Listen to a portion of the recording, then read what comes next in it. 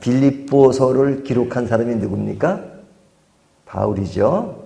그러면 바울이 빌립보서를 기록했다면 바울이 어떤 사람인가 하는 것 또한 중요하죠. 자, 바울은 어떤 사람입니까? 뭐 여러 가지 그의 어떤 배경을 이야기할 수도 있지만 그가 드러내는 사상, 그가 드러내는 고백 이런 것을 볼 때 이렇게 표현할 수 있을 것 같아요. 그는 복음을 엄청 사랑하는 사람이다. 복음의 사람이다. 이렇게 말할 수 있을 것 같아요. 그는 온통 복음으로 가득 차 있습니다.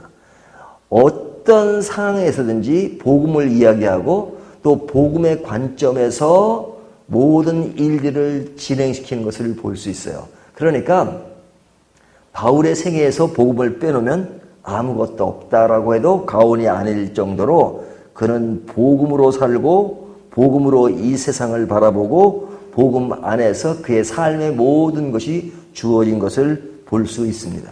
자, 그렇다면 바울이 그런 삶을 살았다면 바울 한 사람의 삶으로 그렇게 되기를 원하는 것이 아니라 이 빌립보서가 주어진 것은 우리들도 그런 삶을 살기를 원하는 거죠. 우리가 어떻게 살아야 되느냐? 복음 안에서 살아야 합니다. 바울이 늘 보여줬던 그 복음의 문제, 복음의 분위기, 복음의 내용, 복음의 능력, 이 모든 것들은 우리들의 모습이어야 된다 이거죠. 자, 그렇다면 이 복음을 사랑하는 사람이 그가 처한 상황들 또 그가 살아가는 모든 면에서 어떤 부분을 드러내며 살고 있는가 하는 것을 좀 오늘 본문에서 볼 수 있는데요. 첫 번째는요. 바울은 자신이 처한 현실 측상을 그대로 인식하고 삽니다. 복음 안에 있다 그래서 자기는 다른 세상에 사는 것처럼 이야기하지 않아요. 복음 안에 있지만 자기가 겪고 있는 그 상황은 그대로 인정합니다. 그래서 오늘 본문에 보면 뭐라고 얘기하냐면 12절을 보세요. 형제들아 내가 당한 일이 그러죠. 내가 당한 일. 지금 당하고 있는 일이 뭐예요? 감옥에 있는 일이잖아요. 감옥에 있는 일. 감옥에 있는 일이 그렇게 즐거운 일은 아니잖아요. 그러니까 당한 일을 그대로 얘기합니다. 또 13절을 보면 이러므로 나의 매임이 그러죠. 같은 얘기죠. 당한 일이나 매임이나 지금 감옥에 있다는 것을 이야기하잖아요. 또 14절에 보면 형제 중 다수가 나의 매임으로 말미암아 자기가 매여 있다 하는 것은 감옥에 있다는 것을 말하는 거죠. 그러니까 이 감옥에 있다는 표현을 당한 일, 매임 이렇게 표현한 것을 보면 감옥에 있는 일이 그렇게 즐거운 일이 아니라는 것을 표현하고 있는 거죠. 아무리 바울이 감옥 생활을 많이 했다 할지라도 감옥 생활 자체가 즐거운 건 아니에요. 힘든 거죠. 그러니까 당한 일, 매인 일이라고 말하잖아요. 하지만 그 자체는 힘든 일이지만 그러나 자기가 지금 현재 처한 그 사실을 부정하지 않아요. 나는 지금 감옥에 있는 것이 아니야. 나는 이 안에서 천국 생활을 하고 있어. 이렇게 말하지 않고 감옥 자체는 매인 일이고 힘든 일이다 이거죠. 그러니까 있는 그대로 이야기를 해요. 복음의 사람이라고 해서 있는 현실을 힘들면 힘들다. 또 아프면 아프다. 그것을 부정하는 게 아니야. 아프면 아프다고 얘기해요. 힘들면 힘들다고 얘기해요. 고독하면 고독하다고 얘기해요. 이것이 복음을 이탈한 사람의 모습이 아니에요. 복음의 사람은 현실을 부정하지 않습니다. 있는 그대로 얘기합니다. 하지만 상황은 있는 그대로 얘기하지만 그것을 해석하는 게 다르죠. 해석하는 게 달라요. 그러니까 바울은 자기가 매여 있는 그 상을 어떻게 해석하고 있느냐 하는 것이 오늘 본문에 잘 보여주고 있는데요. 12절을 보면 형제들아 내가 당한 일이 도리어 복음 전파의 진전이 된 줄을 너희가 알기를 원하노라. 자, 내가 감옥에 있지만 어떤 일이 벌어졌어요? 복음의 진전이 됐다. 내가 감옥에 있으므로 복음이 중단되고 복음을 막은 것이 아니라 도리어 복음이 진전됐다 하는 해석을 하잖아요. 그거를 더 구체적으로 얘기하면 13절 보면 이러므로 나의 매임이 그리스도 안에서 모든 시대안과 그 밖에 모든 사람에게 나타났으니. 그죠? 자, 감옥에 있으면 감옥에 그를 지키는 사람들이 있잖아요. 또 그 안에 사람들이 있잖아요. 그 사람들이 바울과 접하면서 복음을 대할 기회가 생긴 거죠. 토빈비가 그런 얘기를 했습니다. 사도 바울이 실려가는 배는 구라파를 싣고 간다. 사도 바울이 무슨 구라파를 싣고 가요? 유럽을 싣고 가요? 그 얘기는 뭐냐면 사도 바울은 늘 복음을 담고 살기 때문에 그가 가는 곳에는 복음이 전파된다 하는 그 얘기잖아요. 그러니까 사도 바울이 감옥에 있으면 그 감옥은 뭐가 되는 거예요? 복음 전파의 장이 되는 거죠. 그렇지 않으면 감옥까지 복음이 들어가는 것이 쉬운 일은 아닌데 그 구석구석까지 복음이 전파되는 기회가 됐다. 그러니까 나의 매임이 감옥 안에 있는 시대와 그 사람들에게 복음을 전할 기회가 됐다라고 생각한단 말이죠. 또 14절을 보면요. 형제 중 다수가 나의 매임으로 말미암아 주 안에서 신뢰함으로 겁없이 하나님의 말씀을 더욱 담대히 전하게 되었느니라. 바울이 감옥에 있는 소식을 듣고 그들은 우리 선생님이 저곳에 계신데 우리도 겁내지 말고 아주 담대하게 복음을 전하자. 그러면서 그 복음을 전하는 도전이 되고 자극이 되어서 복음을 담대하게 전하게 되었다. 이렇게 말하고 있습니다. 자, 그러면서 15절부터 17절까지 또 18절까지 그 내용을 보면요. 복음 전하는 곳에 있어서 약간의 어떤 그런 다른 관점의 상황들이 생깁니다. 그러니까 바울이 감옥에 들어간 것에 대해서 굉장히 부정적으로 보는 사람이 있었어요.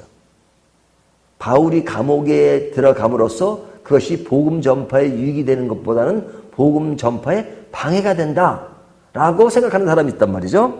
그래서 그 사람들에 대한 이야기를 이렇게 말합니다.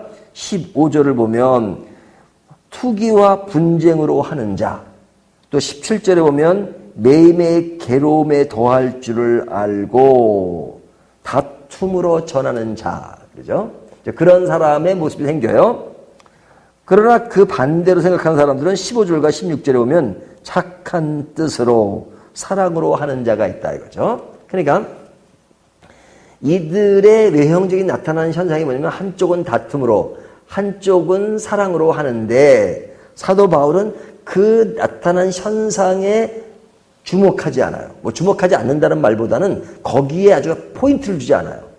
어디에 포인트를 주냐면 비록 다른 양상의 모습이지만 그들이 전하는 것은 그리스도니 그리스도로 복음 전파가 되는 것이라면 그것은 감사한 일이다. 이렇게 말하잖아요. 18절을 보면 그러면 무엇이냐 거칠애로 하나 참으로 하나 무슨 방도로 하든지 전파되는 것은 그리스도니 이로써 나는 기뻐하고 또한 기뻐하리라. 와, 이 참 이런 말을 보면요 참 대가들이 하는 말들이에요. 대가들은 보는 눈이 틀려요. 그 앞에서 싸우고 뭐 이렇게 투석거리는 고면을 보는 것이 아니라 그런 와중에서도 그리스도가 전파되고 복음이 전파되는 것을 나는 기뻐하고 기뻐하노라. 그러니까 진짜 바울은 어떤 사람이에요? 복음의 사람이에요. 복음의 사람. 어떻게 해서든지 복음이 전해지는 것이라면 약간의 부작용이 있긴 하지만 그러나 그 부작용 그 자체만 직시하는 것이 아니라 복음이 전파되어서 하나님의 나라가 아름답게 표현되고 그것을 인식하는 그 세계를 최고의 가치로 인식하고 있단 말이죠. 이것이 복음을 사랑하는 자의 모습이라고 말할 수 있습니다. 자, 그리고 나서 바울은 자신이 겪는 일에 대한 이야기를 하고 있는데요. 자신이 지금 어디에 있다 그랬죠?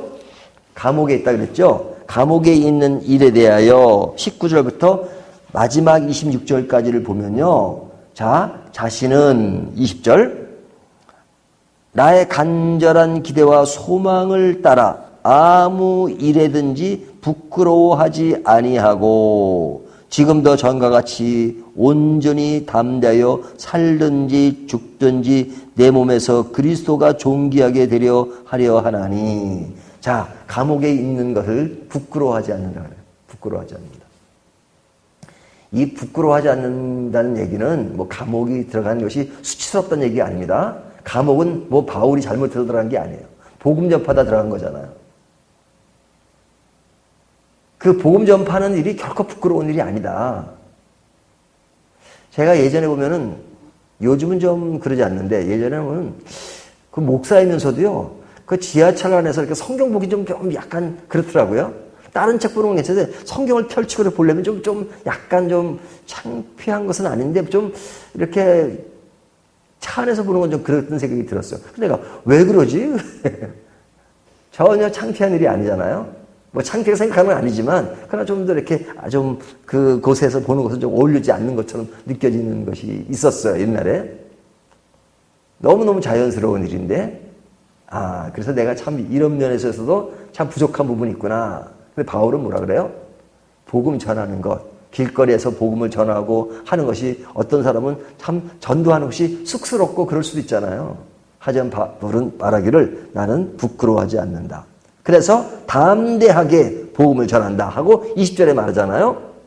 근데 그 담대하게 전한다는 말에 죽든지 살든지가 나와요. 죽든지 살든지. 그러니까 죽든지 살지는 좀 이 상황이 감옥이니까 감옥에서의 어떤 결과가 어떻게 될지를 모른다 이거죠. 그러니까 내가 감옥에 계속 있다가 그냥 죽음으로 끝날 수도 있고 아니면 살아나가서 또 계속 일을 할 수도 있고 하는 두 가지 전제를 두고 얘기하는 겁니다. 자, 그런데 그것에 대해서 내가 복음을 전하기 위해서는 반드시 살아야 된다. 내가 없으면 복음 전파하는데 그게 좀 더디니까 반드시 살아야 된다. 이렇게 생각하지 않아요. 바울은 두 가지를 다 놓고 생각해요. 죽든지 살든지. 그럼 죽으면 어떻게 되느냐? 23절에 보면 내가 죽으면 내가 이 세상에서 겪어야 하는 모든 것을 다 털고 아주 안정된 곳에 가서 여유 있게 지내는 것이니까 그거 감사하다 이거죠. 그렇죠? 자, 우리가 사람이 일찍 돌아가시면 사람들은 아쉽죠. 왜 아쉬워요? 이별의 아픔 때문에. 그러니까 사실은 좀 냉정한 얘기로 말하면 죽는 사람이 힘든 게 아닙니다. 죽은 사람을 보는 사람이 힘든 거죠. 죽은 사람을 보는 살아있는 사람이 힘든 것이지 죽은 사람은 말이 없어요. 그리고 그는 하나님 앞으로 바로 간 것입니다. 그러니까 사도 바울이 그 얘기를 하는 겁니다. 내가 죽으면 나는 하나님 옆에 있으니까 나는 모든 것을 세상이 털고 모든 사역을 다 마치고 하나님 옆에 있으니까 나는 매우 편리한 상황에 놓여 있다. 이렇게 얘기하는 겁니다. 그러니까 내가 죽어도 괜찮다. 하지만 내가 살아있다면 그것은 빌립보 교회를 생각하고 그들에게 복음을 전파할 수 있는 기회가 되니까 너희들에게도 유익하고 또 나에게도 그 일을 하나님이 맡기는 그 시간을 주신 것이니까 나는 그 일에 최선을 다하겠다. 그런 얘기잖아요. 그러니까 죽든지 살든지. 근데 이제 인간들은 자꾸만 자기 시간을 계산하잖아요. 네? 어떤 부분에 보면 하나님의 사람으로서 굉장한 영향력을 끼치고 많은 것을 한 사람들이 장수하지 않고 일찍 돌아가는 케이스가 너무너무 많아요. 그렇죠? 제가 좋아하는 사람 중에 로버트 맥체인 같은 사람은 27세에 돌아가셨어요. 제가 신학교 다닐 때는 저희들의 아주 존경받는 목사님들 몇 분 계셨어요. 삼총사라고 하는 분이 있었는데, 옥하는 목사님, 하영조 목사님, 이런 분들이었어요. 저희 신학교 때는. 근데 그분들 일찍 돌아가셨어요. 하 목사님 돌아가시고, 옥하는 목사님 일찍 돌아가셨잖아요. 그러니까, 저런 분들은 사역을 좀 더 해도 되는데, 그냥 하나님 데려가시잖아요. 하나님이 그동안 일들을 열심히 하셨으니까 좀 쉬라고 좀 데려가신 거예요. 근데 사람은 시간을 가지고 평할 수가 없어요. 그러니까 사도 바울은 그 얘기를 합니다. 내가 살든지 죽든지. 그래 예수님의 제자 가운데도 보면은 장수한 제자들 있잖아요. 요한 같은 사람. 하지만 또 단명한 제자였어요. 야고보서 금방 순교하고 그러잖아요. 그러니까 이것이 복음의 정신인 것 같아요. 복음의 정신은 그냥 반드시 내가 이래서 오래 살아야 된다. 이래서가 아니라 항상 하나님이 주어진 시간 안에 나는 주어진 만큼 최선을 다하겠다. 왜? 이것은 이렇게 해서 이익이 되고 저것은 저렇게 해서 이익이 되기 때문에 그렇다. 이것이 복음자의 눈으로 보는 삶의 모습이에요. 그래서 그 안에서 내 자신과 내 환경에 집중하기보다는 어떻게 해서든지 하나님의 나라가 전파되고 그리고 사람들에게 아름답게 복음으로 정착되는 것을 최고의 가치로 아는 자. 이 사람이 누구예요? 복음을 사랑하는 자. 그렇다면 우리들의 모습은 어떠해야 되느냐? 복음을 사랑하는 자.